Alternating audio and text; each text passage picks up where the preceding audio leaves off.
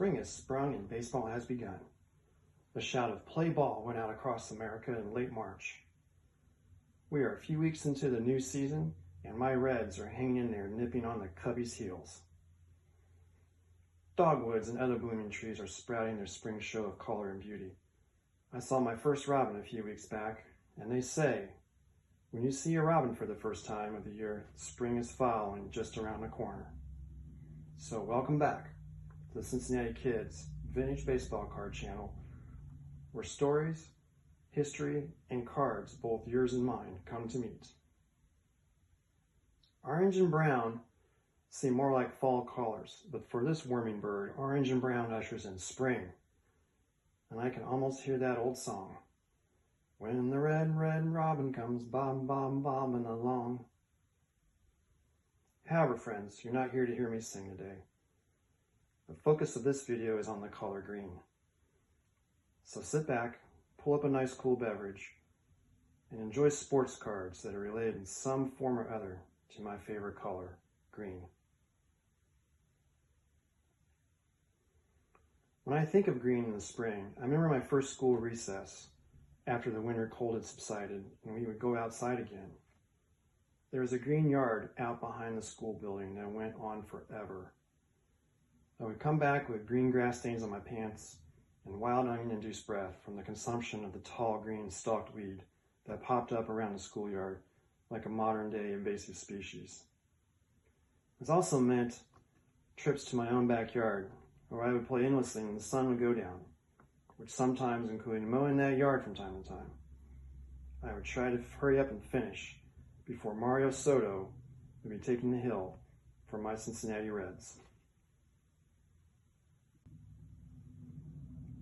Green were the ball fields of my Little League, although I didn't get much action in the outfield, but I could have told you how many dandelions were sprouting out there after the game. The 2001 Ricky Topps of Ichiro is just majestic in that lush green on the card. Just like the fields I was playing on. Well, not really.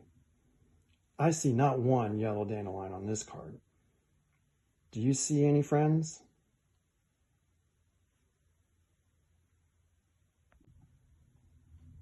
Have you ever noticed the beautiful green stands in the background of many vintage ball cards? Some of these early 50s Bowman cards have some of the most beautiful shades of emerald green in their stands. Take, for instance, this 1955 Bowman Eddie Matthews, 1951 John Green, or the 1952 Gil Hodges. I mean, could there be any greener cards than that?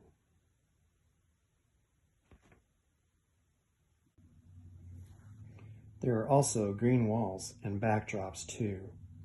How about this beautiful insert of Whitey Ford pitching against the Pirates in the 1960 World Series? Look at that stunning green background. Alongside are the green backdrops of two other top pitchers of that era.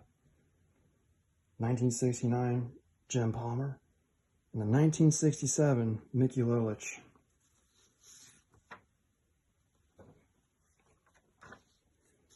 Then there's the most famous green backdrop of all, maybe. The massive green monster of the timeless Fenway Park.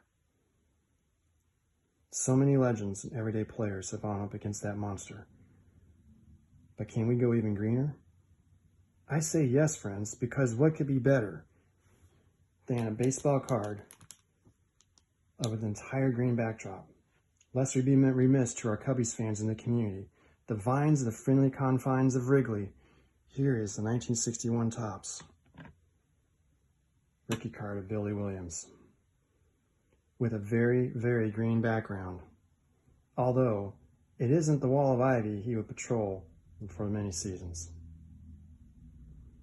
Some of the many greener backdrops of smaller fences are like this one behind Johnny Vandermeer, or this fading, beautiful green backdrop on the 55 Topps Ken Boyer rookie.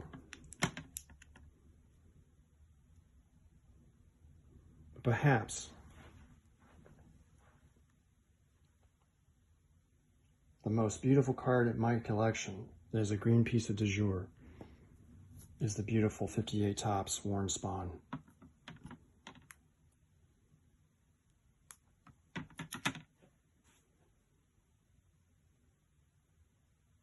with that drool enticing hunter/racing green background. Gaze on, my friends, as I change the cards here for the next segment. Wait a minute. Here is a lighter green background on this Bobby Mitchell card, where the brown on his uniform just pops with that gorgeous background. Or check out the vivid green on the background of this 1969 Walter Tkachuk, the first Canadian hockey player to play in NHL that was West German born to Ukrainian immigrant parents.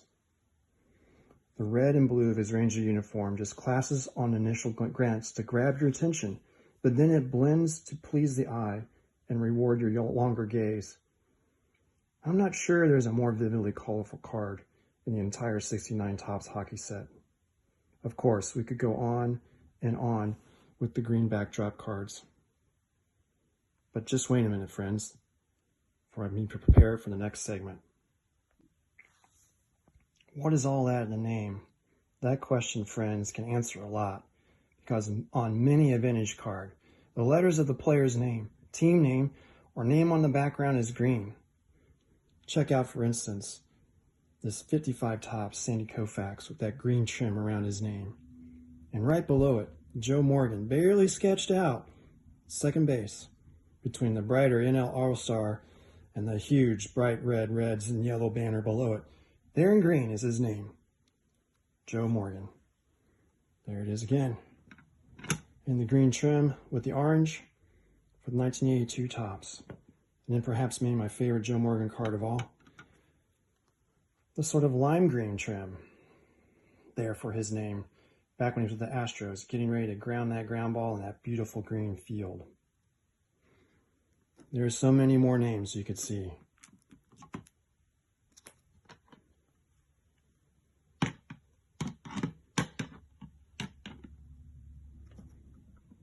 So many more names.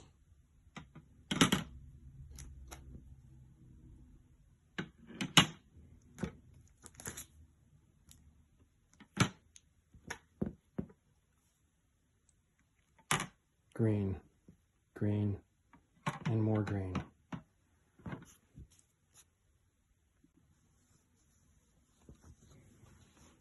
But is the grass always greener on the other side?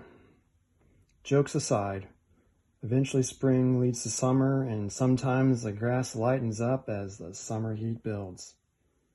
Here you can see in the background of this beautiful 1967 Topps Whitey Ford. Grass that may be a little bit on the dormant side, getting late in the career, late in the season.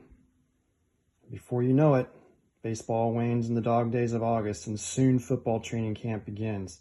Before we know it, college and NFL football is back. The heat begins to fade, the grass regreens briefly as the leaves begin to defoliate with those bright colors of fall.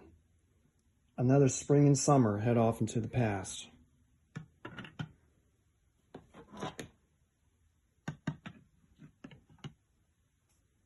Each year we live with the earlier ones of our youth. They fade out a little more.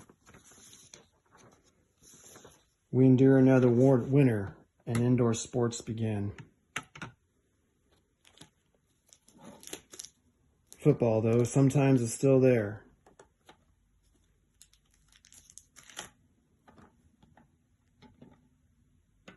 But the winter sports, basketball and hockey, begin to take dominance. But wait.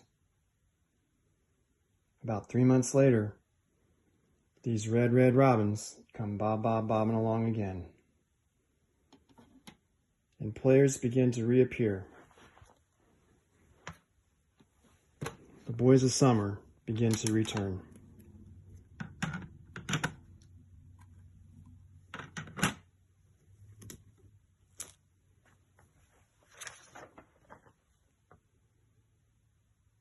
Spring training resumes, and hope springs eternal for all non-Yankee and Dodgers fans.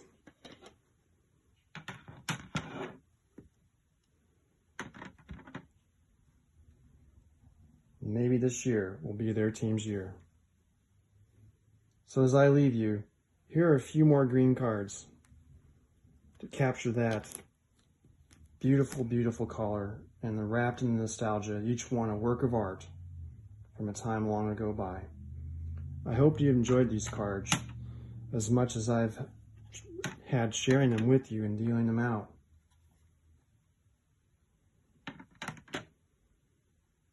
Green seems to be the color of life, and spring's eternal. Legend after legend, playing on green fields.